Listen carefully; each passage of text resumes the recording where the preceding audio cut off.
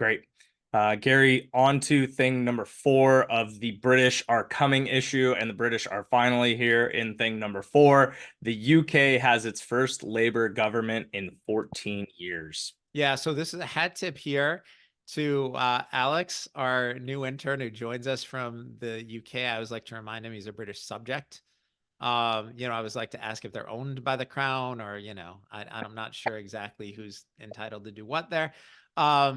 But the UK has had a Tory government, a conservative government for 14 years. That's a long time without a change.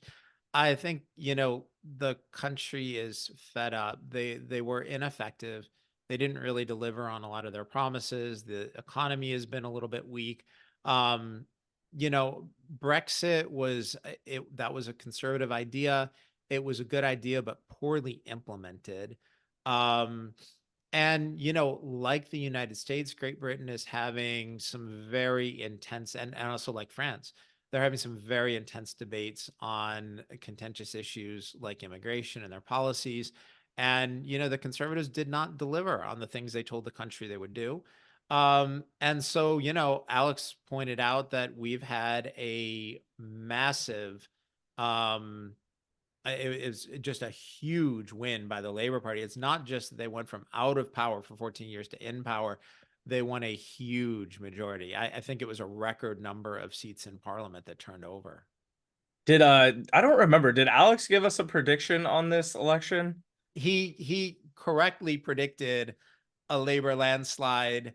So, credit to him for predicting that. And in fairness, this was one that everybody knew going in. It's everybody knew it wasn't going to be close. The last couple of conservative prime ministers, Liz Truss and Rishi Sunak, were ineffective. They did not last long in office. It was just not a good example of strong leadership. So Alex was right. He did predict it. His analysis, though, was really, really interesting. This was Alex's point on the outcome of the election. So the story in the press was 14 years of ineffective Tory government, conservative government, combined with two very weak, short-termed conservative prime ministers in a row, led to this Labor landslide. And that's the story. And Alex's analysis was very different. And I thought he had a really insightful point, which was it wasn't so much Labor winning, it was a split on the right. So Rishi Sunak was leading the Conservative Party, and Nigel Farage was basically running a third party platform. And Farage's he challenged the Tories from the right and siphoned off votes. And so what happened was everybody on the left voted Labor, and everybody on the right split their vote.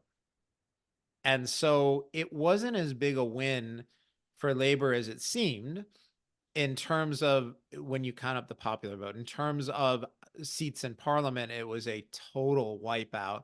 But it reminds me of, things that we've seen here in the US. So if we go back to 1992 here in the US, Bill Clinton won the 92 election without winning a majority of the votes. And a big part of that was Ross Perot siphoning off a lot of the small government, pro-business,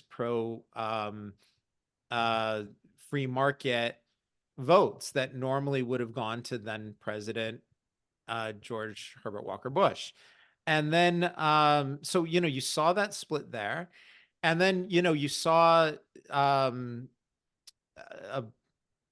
last decade, we almost had that split on the right again, where the Tea Party was going to siphon off votes on the right. And the reason it didn't happen, and the reason President Bush had a congressional majority, and then the reason why President Obama lost a congressional majority, was because the Tea Party didn't split off.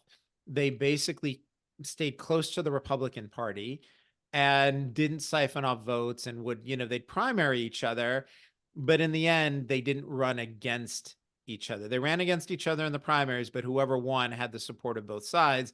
And because they didn't split, the Republicans were able to hold on to a lot of congressional power in those years. And then, there are people who go back to the 2016 election where, it was a pretty tight election between President Bush and President Trump and Hillary Clinton. But there were people who said, you had, Green candidates pulling off a small number of votes, that the votes on the left got split, and they didn't win a lot. It was just a couple percent. I think it was Jill Stein. But that couple of percent, could have been enough to swing certain close states. And so, this is the thing that Alex is saying happened in the UK. We've seen that happen here in the US, where, he thinks it was more a matter of conservatives and people on the right splitting their vote than it was the whole country shifting to vote for Labor. I thought it was interesting, insightful analysis by intern Alex. Nice job. Great job, Alex.